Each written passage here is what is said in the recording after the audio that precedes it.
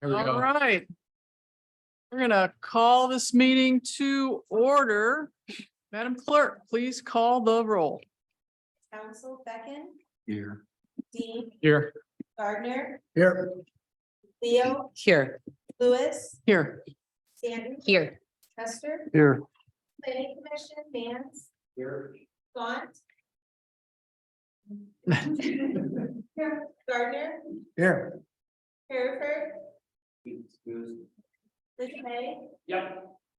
Broker. All right, very good. Thank you, everybody. It's great to see everyone for this joint meeting. At this point, we have no agenda changes. So with that, I'll turn it over to the manager about our guest speaker. Yeah, Madam Mayor, so the council and the planning commission has been talking about short-term rentals. It's one of your high priorities that came out of your strategic planning session. And Mhm. so what we discussed at one of your previous meetings was to have the MML representative talk to us about high level what's going on with short-term rentals with our legislature. And so we have a representative here, Miss Jennifer, is ready to make a presentation. So if you would allow her. Yep. All right. Hi, Jennifer. How you doing? Not a. There she Star comes. There name. she comes. There she is. Yeah. All right. All right, there she is. Hi You there, hear how me? you doing? Perfect well. timing. How are you? Pretty good for as little sleep as I've got the last 24 hours. Uh-huh. Totally can relate. We just segued into you, so your timing was absolutely perfect and we're ready to hand it off to you. Okay, great. Now, I did last minute send a couple of slides. Okay, there, good, you got them. And so you may see me looking over here to my right where my other screen is.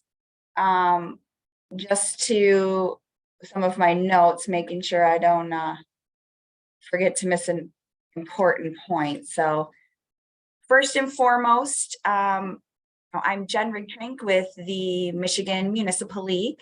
I am the Assistant Director of State and Federal Affairs.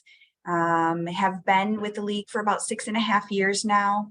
I cover our my main areas of coverage include land use, so planning and zoning, lots of the preemption issues, housing, economic development, and then I share with my colleague Prasanna Richards Municipal Services, which you all know can, run the gamut.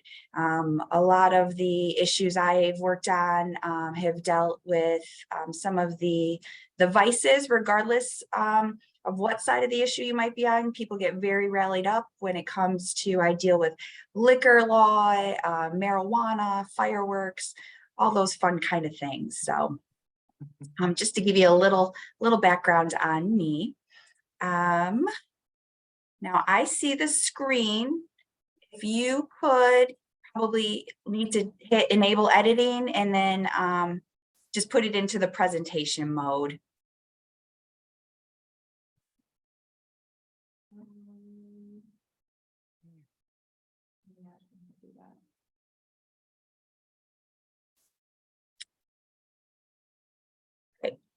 I don't see it up still, but I have it here. Do you all see the presentation or the slides? No, we're getting there. We Okay, got it. just want to make sure I hadn't done something. We're all very tired, just like you. So give us, We'll get there we Oh, go. there we go. We've got it. Yeah. I'll give you all the time in the world. Well, I don't. Yeah. I think just, you want us to go through these slides? Jennifer, do you just want to have her click through the slides for Yeah, you? let's start with the first Okay. one. Okay. I was gonna give a here, kind of here's where I'm what we're gonna cover, kind of the history of short-term rentals in Michigan. Where we started, where we've been on this issue, where we're at currently, and what's next. So if you want to go to next slide, please. Our story in Michigan when it comes to short-term rentals is long, long ago. I mean, historically, Michigan has had a long history of being a vacation and destination spot. You know, before they were called short-term rentals, they were just called, you know, cottages, cabins, and rentals, places that families went and individuals to vacation. You know, technology has really changed things. Instead of, you know, somebody knowing somebody, or, you know, pulling a flyer, a piece of, you know, paper with a phone number on it off the board at your local grocery store. We now have online platforms that are allowing anyone and everyone to put property for rent, and has really transformed when we think of those historic kind of vacation rentals. So in no way has this issue ever been about, you know, people not being able to rent out their family cottage, or people who have been vacation rental management companies, whether that, you know, is a campground with cabins and cottages or things like that. You know, those historical places where you've had vacation rentals. This really hasn't been about that. This has been about protecting your traditional residential neighborhoods, where we have seen an uptick of residential homes being turned into short-term vacation rental businesses. So back in 2016, the state of Arizona passed a preemption law that told municipalities that they could no longer regulate short-term rentals, and really granted a new property right to short-term rental owners. You know, and the Michigan here, we saw in 2017, our very first short-term rental bill introduced, and kind of that's where we started very early in 2017. Actually in April, we had House Bill 4503 and Senate Bill 329. And those two bills mirrored each other. And we have seen that time and time again since then in new sessions, where bills are introduced that mirror each other in both chambers, you know, trying to see if one or the other can get some traction and move. The thing to point out about, I think, you know, 2017 to where we are now is that there hasn't been a lot of, what's the word I'm trying to think of, thoughtful inclusiveness of bringing local government into the conversation of how this issue impacts municipalities. There was, you know, no discussions prior to that bill being introduced, even though, you know, we had gotten a heads up that there were some rumblings. And in Michigan, the number one proponents of this bill from when it started and through today is our Michigan Realtors Association. The statewide association has been the driving force and continues to be behind this bill. It is a blanket zoning preemption, and that continues to today. If you want to flip to the next slide, please. This is really the crux of the issue. Within every bill that has been introduced since 2017, this language has been included, which, you know, you can read it there, but it is saying that anybody who is renting their home for 30 days or less, it can't be treated any differently than any other dwelling in that residential district. We do not treat owner-occupied residential dwellings the same as we treat rentals traditionally. Usually there is a higher threshold when a dwelling is being occupied by someone who doesn't own it, just for the oversight of health and safety. And so this language, we thought from the get-go was very extreme. And it paints the entire state, every community, with a very broad stroke. We were told, when the question is asked, what is the problem here?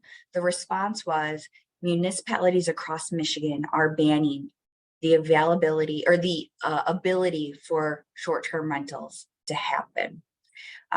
We quickly pointed to Section 207 of our Zoning Enabling Act. We cannot include exclusively zone in the state. We cannot prohibit a legitimate land use, which pretty much covers everything. You can point to, I guess you could point to and say, well, there is enough of this use in a surrounding or adjoining municipality. So that means that we in our community don't need to allow this. So we didn't get very far on that argument. From the very beginning, one of the first negotiation tactics and agreement that the Municipal League, trying to get our hands around this issue, agreed to is that municipalities should not ban this use, that like any land use, it should be allowed in some way, shape, or form, but the municipality should be able to decide how best to regulate, if you so choose to regulate this issue in your community, because our communities are very different. The issues are very different. What's going on in Saugatuck is not the same that's going on necessarily in your other destination communities or your non-destination communities. And so protecting that ability for municipalities to be able to balance the needs of housing in your communities became, a point that we were really pushing on. Yes, home rule is important. We're a home rule state, but talking to legislators, especially when you start to talk about property rights, that started to fall on deaf ears sometimes. And while yes, we all have property rights, zoning's really supposed to be that tool to help negate nuisances of one property's owner's enjoyment of their property to the other. Zoning is supposed to protect property values as well as, negate nuisances. And we all know, say I was very handy at fixing cars, which I am not.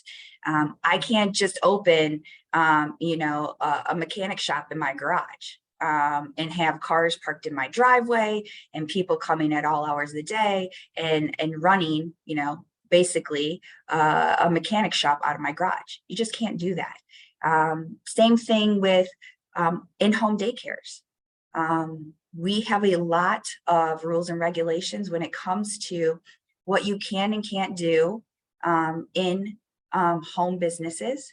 And we were just pushing for, okay, we don't need a super preemption for short-term vacation rentals. Let's be reasonable about this. Even in-home daycares have by law a 500-foot buffer where you can't have one on top of the other in a residential district to again negate those possible nuisances and try to retain or maintain that residential character of that district. So again, since 2017, continued to this day, this very specific language on this slide has been the issue. There has been no willingness from the other side in amending this language. The league, working with other stakeholders who are opposed to these short-term rental bills, have put forth language. A number of times we have not only put forth proposals on existing bills, you know, back prior to COVID, and let me see, was it 2019? Maybe it was, we actually had a package of bills introduced. Yeah, it was May of 2019. They ended up going nowhere. You know, we wrote that off to, you know, everybody being home and the issues of COVID, and that going nowhere. And again, during this current session, we introduced bipartisan supported bills, House Bill 5465, House Bill 5466, which we coined the Good Neighbor Policy as a way of balancing needs of the community along with, you know, the rights of homeowners. That again has gone nowhere. They just sit in House committee since they were introduced. One difference that during, you know, as we've been at this in this current session that we are in, that started in 2020, we saw Airbnb engage in the issue like they haven't previously. So that was a new, they had, you know, been supportive and sent letters, but they now have a person who is visiting municipalities, trying to, in my opinion, cut side deals with municipalities to try to undermine, you know, the broader work that the Michigan Township Association and the different councils of governments, along with the league and the Michigan Restaurant and Lodging Association and the Bed and Breakfast Association has been doing, working together. A couple of other things to point out on House Bill 4722, which is the current bill that made it out of the, you know, Michigan House last October at a little before 2 o'clock in the morning. And hopefully we can all agree that, you know, policy making at 2 a.m. is more like making sausage than making, you know, sound fiscal decisions late or early in the morning. And it came out of the House, it went to the Senate, and it sat there until about the very end of September, on one of 2 days that we saw the legislature in session. About 30 minutes or less before the Senate Regulatory Reform Committee was scheduled to meet, a revised agenda was sent out and the bill was added to the agenda. You know, we hopped right into motion, and, you know, I was in committee, but we were not allowed to testify in the bill. It was very short and sweet, though it wasn't sweet at all, but they voted the bill out, and then statements were made about how more work needed to be done, and it was being voted out so that it could be continued to worked on the Senate floor. Now, for those of you who may not be as familiar with, you know, kind of this legislative process and bills, the whole point of having committees review bills and have to vote them out is to work out the kinks in committee. So when they get to whatever chamber floor, they can continue to move forward, that, you know, negotiations for the most part have been completed otherwise, why even have the committees?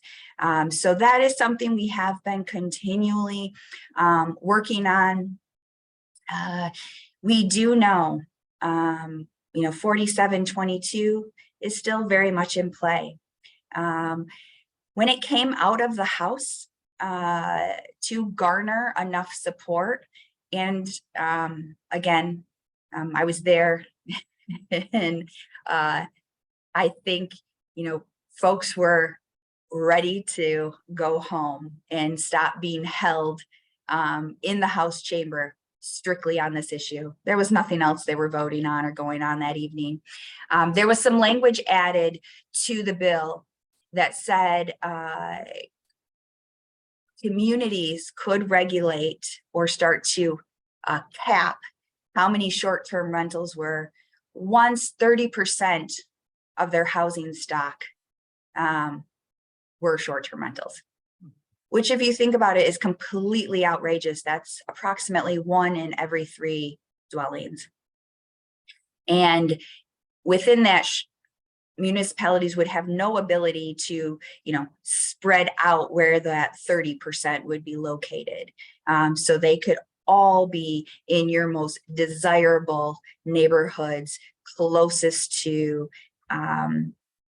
whatever amenity or why they are wanting to be in your municipality. So there's, again, no ability to try and balance and have really traditional neighborhoods start to become very transient districts, more like a hotel, motel kind of lodging district.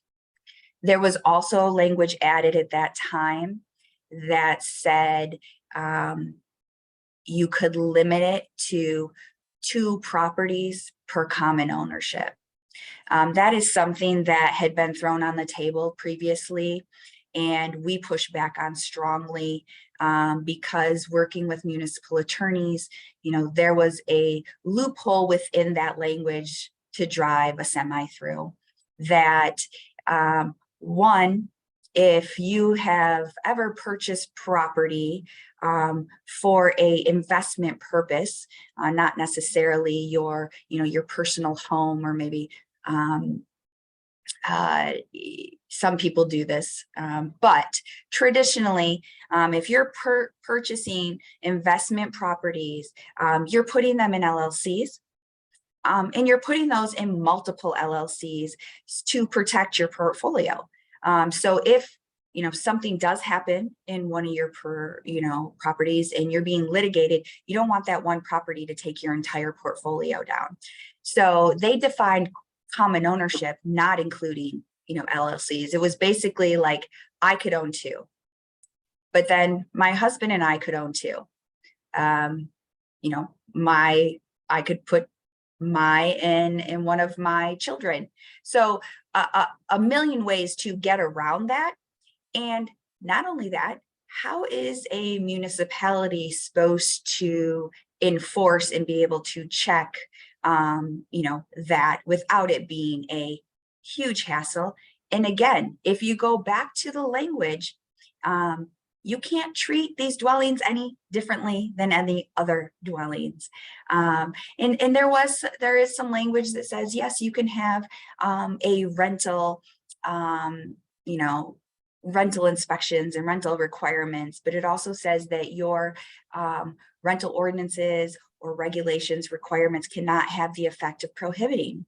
Well, if someone doesn't pass an inspection and they don't receive their occupancy permit, your rental requirements have just now prohibited them from having a short-term rental.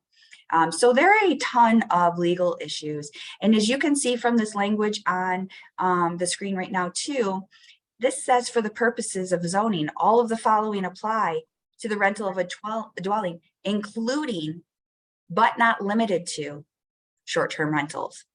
So this actually opens up the ability for other commercial actions to take place in residential properties, as long as it is a rental of 30 days or less. And there are all kinds of ways to get around a 28-day reoccurring lease, things like that. So there are concerns with this outside of just short-term rentals. But this is really the crux of the issue. The reason I mentioned the 30% language that was added and the 2 per common owner is because that was really painted to House representatives that was a negotiated deal. I want to say that was an H 11 or 13 when it actually passed. It was like the 11th or 13th version of that bill. We hadn't seen anything since I think an H2 had actually passed out of committee. We did not see that language until the House already voted on it. So again, you know, just the misinformation that has gone back and forth with this, and trying to tell legislators that 30% of a community's housing stocks is an okay number was just ridiculous. The other thing I'll tell you is the worry is that maybe they slash that in half and it's 15%. If you had 15% of your housing stock in a particular residential district become short-term rentals, you know, how does that work? And so we still think 15% doesn't work. And what may work in some municipalities, that number might not work in others just because of the makeup of that community. So we're really pushing to, again, make legislators understand at the local level what this does to residential neighborhoods, how it impacts housing, and continue to say if there's negotiations and we're going to find a middle ground where, you know, everybody walks away, we might not be super happy, but we're all walking away. Usually you have better state policy that way. This particular section 206B has to be addressed. If you go to the next slide. So, I mean, I think many of us were up last night, you know, because of the elections and kind of watching what's going on. You know, even take the election out of it. We have, this is a lame duck year. This is the last year of a session. And so when they gavel out for the year, all bills that have not passed, you know, the finish line and head to the governor's desk or haven't been signed, they all die. They all have to be reintroduced, restart the process in a new session. So, you know, lame duck is can be a very crazy time. I will tell you, you know, with the results of last night's, you know, and some of the results as they still have been coming in today, lame duck will most likely be less crazy. It's still going to be, you know, a time that things, I don't think you'll see a lot of controversial things get pushed because, you know, the governor can wait out the chamber leadership right now. And she can, there's no plus for her to compromise or negotiate with Republican leadership right now because, you know, starting early next year, her party will be controlling both chambers. Now, the thing that is at play still with this issue is there is very much an element of fatigue. Legislators are very much, both sides of the aisle, sick and tired of short-term rentals, the fight of short-term rentals year after year. And so this is going to be a lame duck issue regardless. Now, does anything pass or anything happen? That's still to be determined. But this is one where we have never had the governor ever actually come out and say one way or the other where she is on this issue. We have had repeatedly been told in the numerous meetings with her staff and advisors on this issue, you know, been told, we just want all the stakeholders to work this out and come up with a compromise. I mean, that's great in a rosy, you know, kind of looking through rose-colored lenses there, but like I said, this has been going on since 2017. It hasn't happened, and there has been a lot of money spent on this issue to get it across the finish line. So, you know, what does that mean? Where are we at? We are pushing for and working with on a compromise in the Senate with some bipartisan support. There is Senate Bill 880. Currently, this bill is tie barred to House Bill 4722. And what that means is that Senate Bill 880 could not be enacted into law unless House Bill 4722 passes and is also enacted into law. That's only a one-way tie bar. It doesn't, you know, 4722 has not been amended to say that it only goes into effect if 880 passes. So what we are looking at doing, and hoping, you know, had to get through the election here last night. So the agreement was language would be released after the election, but devil's in the details of what a bill actually says. But if the bill says what I'm being told it will say, it would break the tie bar. And so 880 would stand alone. It would create a statewide registry where like you see for Uber and Lyft when it comes to the car rental, you know, registry that was negotiated and put together some years back. It would create this statewide database where the platforms would have to provide at least some minimal information of property addresses, property owners, and, you know, making sure that appropriate taxes are being paid and whatnot.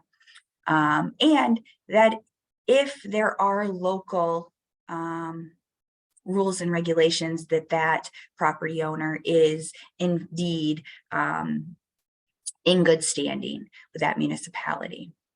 It would create an excise tax to attempt to level the playing field between short-term rentals and your traditional lodging industry. Lodging, you know, your traditional lodging is always going to have more rules and regulations when it comes to, you know, fire compression and those different kinds of expensive. I mean, quite frankly, safety features and hazards. There will also be some, you know, minimal safety things in there, working fire smoke detectors, carbon monoxide, things like that. But it would create this excise tax that would go to, you know, part of it reimbursing, you know, the bed tax and those arrangements that are in existing law already, and then a portion of it going to fund affordable, attainable workforce housing in those communities with short-term rentals.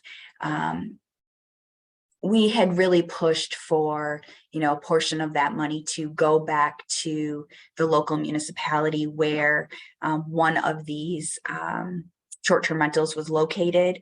And in the end, if this compromise works out and we're dealing in Senate Bill 880, which is not in the Zoning Enabling Act,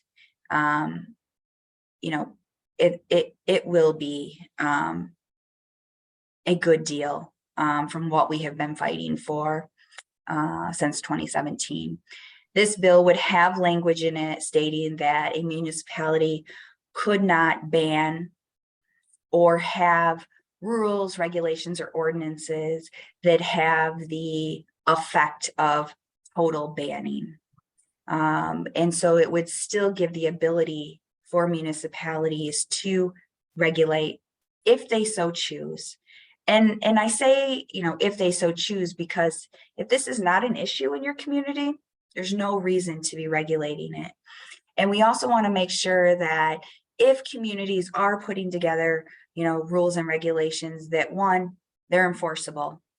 And two, that they're accomplishing, the needs of your community, which, from the get-go starts with, a lot of stakeholder engagement at the public the local level, folks who live in the neighborhoods, as well as those who either own short-term rentals or want to own short-term rentals, and things like that. So very much, our goal at the, at MML is to protect the ability for municipalities who have gone through, the proper channels to establish, short-term rental programs in their communities that are working well, that their ability to maintain and continue those work, as well as giving communities the opportunity to maybe amend, if needed, existing programming in the future, or to establish, regulations if there is a need to do that, because a one-size-fits-all on this issue does not work. And, hearing that the crux of the issue is, one for us is that language, but for the other side being that municipalities are banning or prohibiting this, we feel we're taking that out of play by saying you can't do that. There's also been a lot of case law. And I think part of the reason there's been such a hard push for the outright preemption is because the courts in many, many cases have found in favor of the municipalities and or homeowners associations or folks, and specifically are calling this a commercial use, that it's not a residential use. I think we will see possibly some language that is making a distinguishing between a property that is owned by someone who is utilizing it, part of the year, and maybe rents it out, 30 days or less in a calendar year, versus the properties that those owners never frequent, never receive mail at, aren't registered to vote there. Those types, tried to make a distinguish between those two different types of owners. Again, until we actually have bill language in front of us, until tomorrow, the legislature is in. Both chambers will be in to do leadership elections.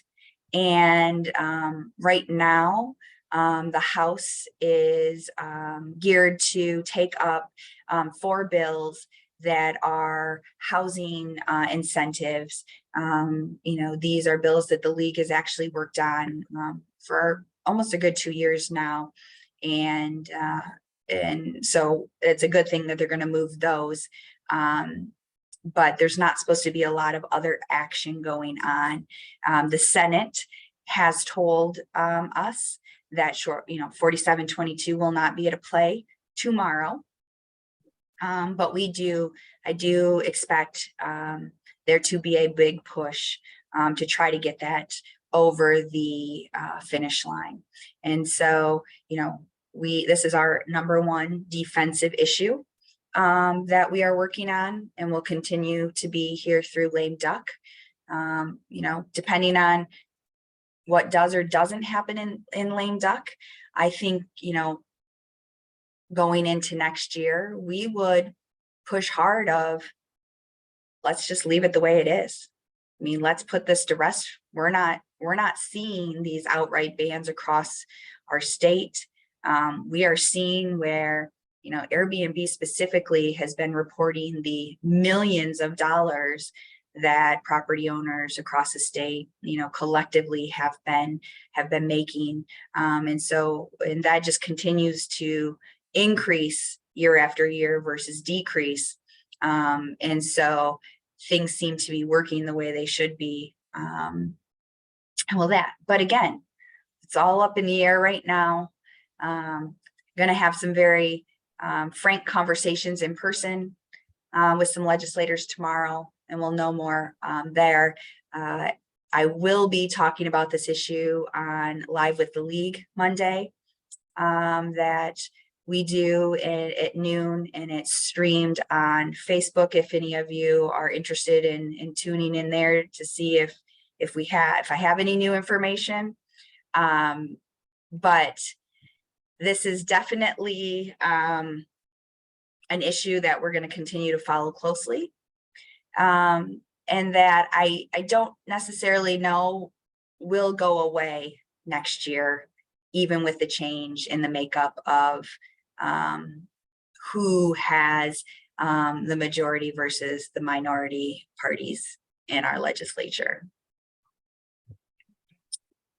I think for the most part, those are I touched on the things I really wanted to touch on. So I don't know if you have questions or if there was something I didn't address that you were hoping I would. Yeah, so Jen, this is Garnet Lewis. So this is a joint meeting of our city council and the planning commission, because we felt this was an important issue for that commission and this council. So I would like to open it up. 2 questions for everyone who's here with the planning commission or council. If you're on planning commission in the audience, you want to come up to the microphone, she'll be able to hear you better. But I'll just open it up for questions. My first question, Jen, is what is the time frame for lame duck? So they start tomorrow and they can go as long as? I mean, until, December 31st at 11:59 p.m. But that's not going to happen. So they'll be in tomorrow, like I said, for leadership races, elections, and then some very limited bill voting on some non-controversial things. They will not be back in until Senate. Let me pull up my calendar here so I'm giving you the right dates. Senate is scheduled right now to possibly be in a couple of days that last week of November. So like Tuesday the 29th or Wednesday the 30th. The House has said they will not be in. And again, this was something that was talked about and put out there prior to last night. We currently have a speaker in the House who's never been a big fan of lame duck. So we could see the potential from the House that, under his direction, say, I don't want to do anything. I don't anticipate that exactly will be happening. But all in all, we're really looking at 4, maybe 5 days of session going forward. What we're being told, again, Senate might be in a couple of days, the end of the month. Then we're looking at session the week of that first full week of December. So we could see them in on the 6th, 7th, and 8th. That would be 3 days. The following week, coming in on the 13th. And that could bleed over into the 14th. But at some point, session will be wrapped up for the year and ended on December 14th. Okay. And that is because there are some commitments that some of the folks in leadership that have control around, session calendar and things, I'm told have some commitments on the 15th. And so they definitely won't be in. They'll be done on the 14th at some point. Okay. Now that could be even more condensed and shorter, again, because of the outcome of the elections last night.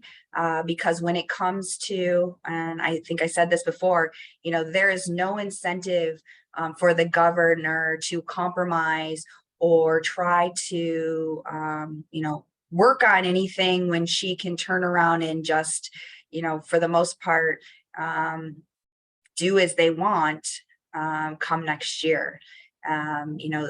That's how things operated back when we had Governor Snyder, and the Republicans maintained majority in both chambers. The other thing I will say, while the House and Senate have flipped, those margins are very close. And so while the Democrats do have or will have the leadership position going into next session, it only takes on issues, trying to peel off, a handful of folks that could flip votes other ways. So while that, balance of power has shifted, those margins are very, very close. But I'm sorry, that was a long answer to say, we're looking at like Yeah. 4 days here.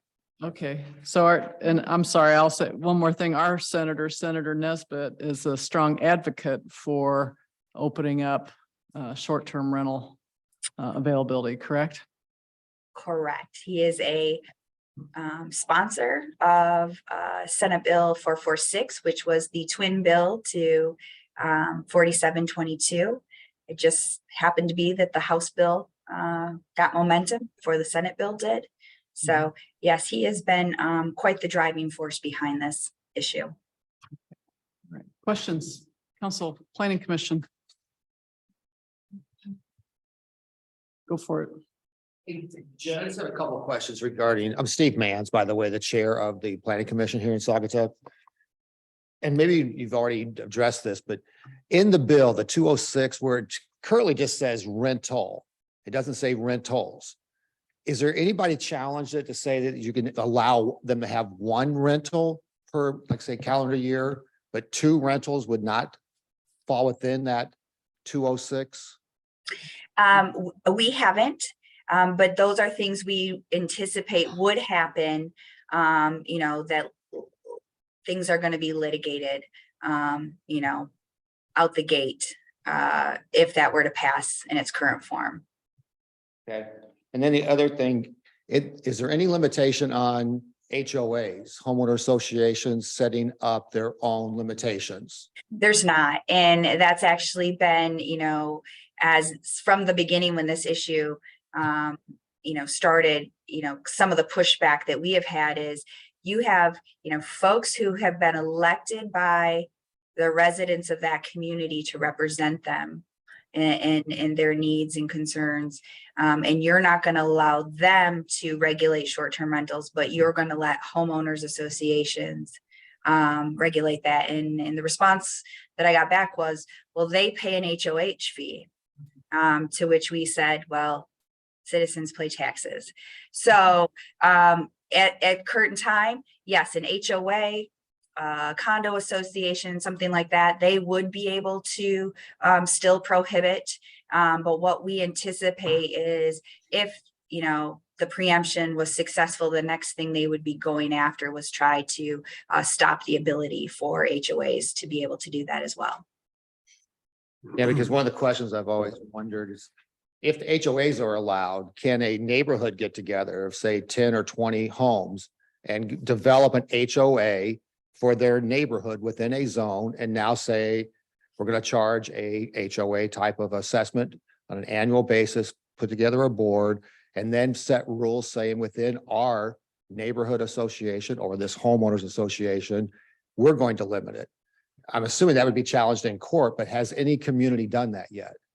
No communities have actually done that. There's definitely been a lot of chatter. Everybody pays $1. You set up the association and have the district and follow it. So there's definitely been chatter about that.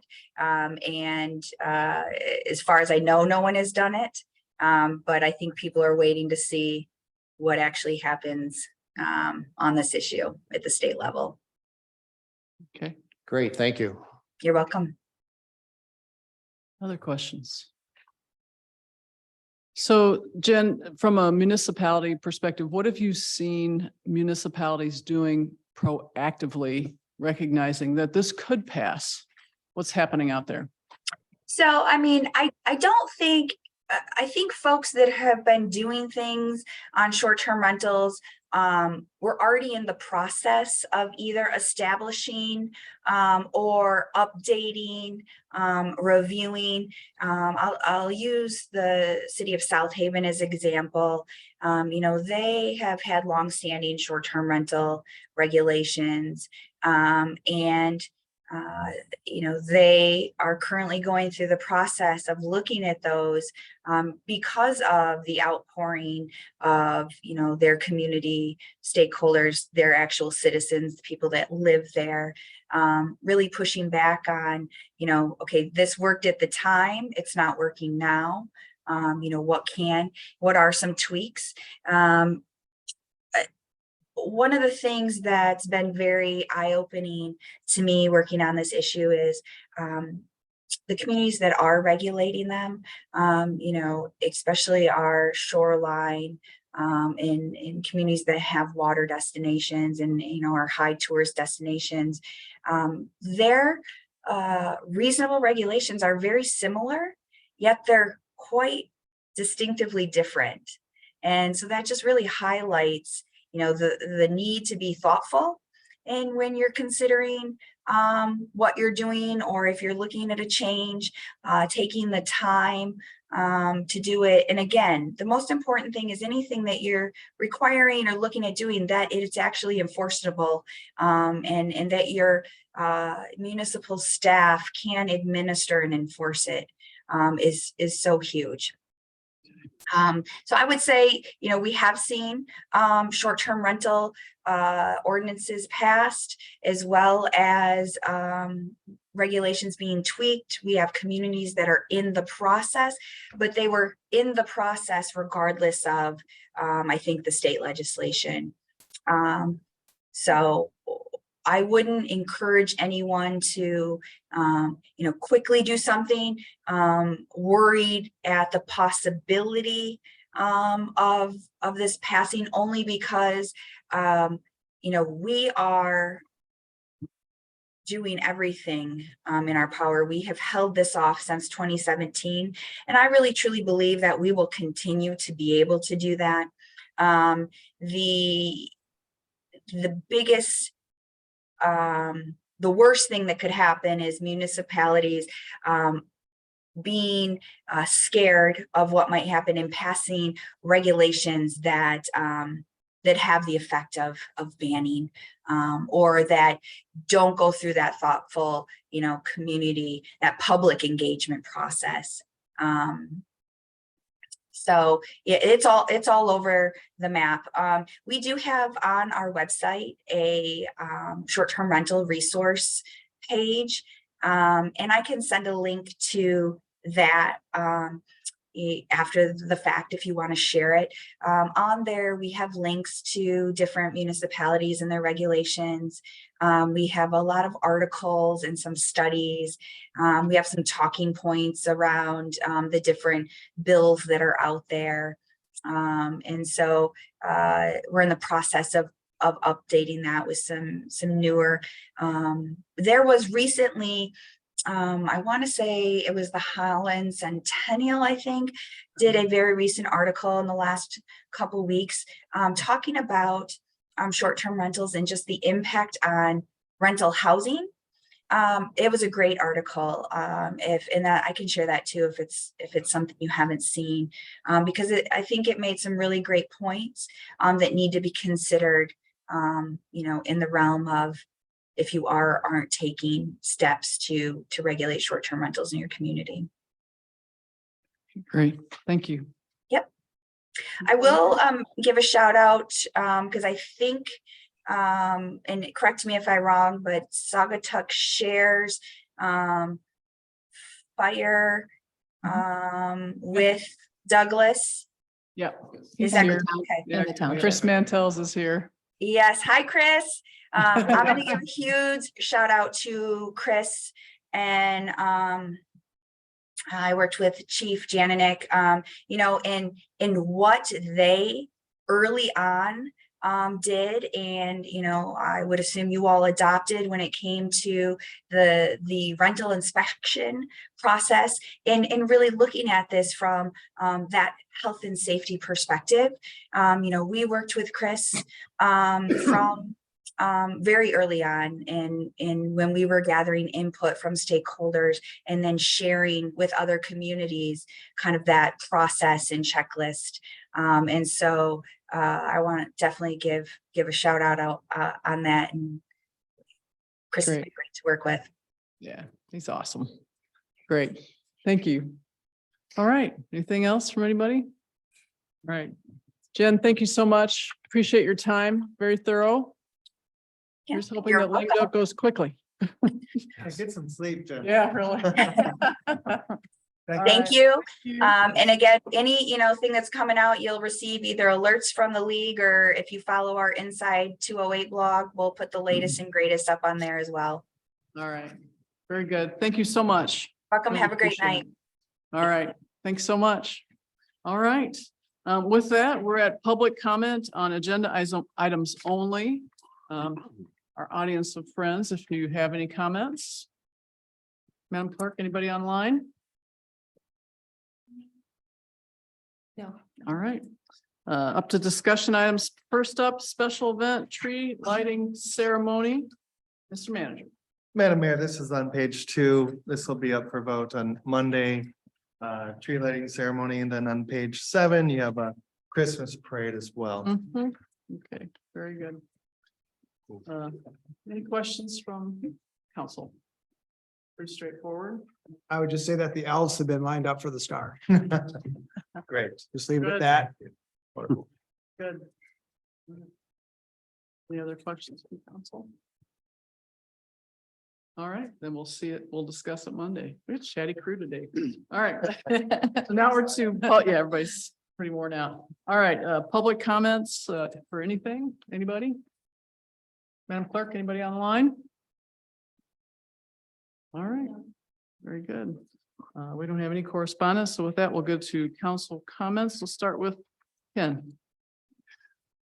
Yes, I'd like to congratulate the successful candidates in last night's election, Lauren and Scott, Helen, who was on the line.